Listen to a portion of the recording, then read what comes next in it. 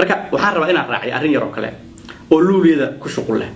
arrintaas oo ah waxaan ugu hormarinayaa dood yar oo ku saabsan waxa carabtu ay tiraahdo lisaanul xaal iyo lisaanul maqaal carabta waxay tiraahdaa lisaanul xaali aqwa min lisaanil maqaali ama lisaanul xaali ablaqu min lisaanil maqaali macnaheedu waxa weeye lisaanul xaal waxa la yiraahdaa waxa laga dheehdo adiga oo laga arko oo ficilka aad muujiso laga arko lisaanul qowl waxa la yiraahdaa waxa aad ku hadasho marka lisaanul qowlku waxa ka xal dheer lisaanul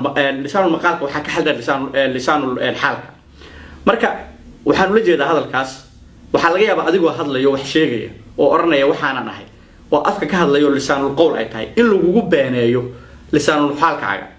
oo lisaanul maqaalkaaga waxba laga soo qaadin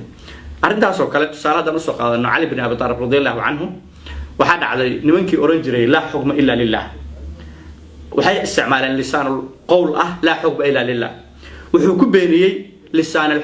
xaalkoodii oo ahaa inay aysan u jeedin daacad ka ahayn wuxuuna yiri kalimatul haqqi yuraadu biha al-baatil marka ayagu ma ay oranin baatil baan u jeednaa waxay yiraahdeen la hukma illa lillah lisaanul qowlkoodu saas u ahaa laakiin waxa beeniyay lisaanul xaalkoodii ayaa beeniyay lisaanul qowlkoodii waxaan ula jeedaa heesta Soomaaliya tooso isku tiirsada hadba kiina taag daran taageerin weligiin ma ahlaha way macaan tahay macnaha waxa loo jeedaa qowl baanu ka nirahnaa haddana waan oran doonaa kooda luliya marayna waan oran jiray laakiin su'aasha isbuudintu mudan waxa weeye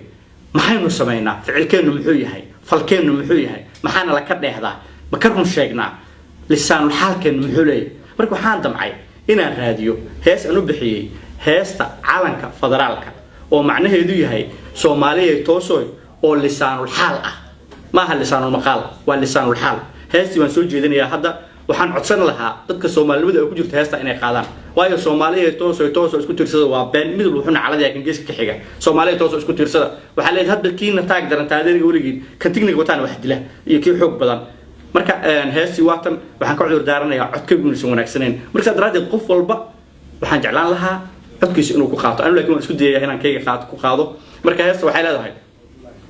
Soomaaliya tooso warka la taga oo nimbatuuladiisii haka taagto toban calanay istakoora waligiino tiknikada isugu tooho hadba kiina turuq weyno warku tumo kan taag daranay runta tuura oo naca oo beentana u taagnaado tolbakiisa tuugaahay hataageero weligiisay tacabiyo tacliin diido tayga iyo suud xidho oo u tartama tahriibida oo tuugsada adduunyada taasina waa heestii calanka federaalka Soomaaliya gulbaan u rajeynaya waa maasantii. Wassalaamu calaykum warahmatullahi wabarakatuh. أمان رشيد الله ما سنتره.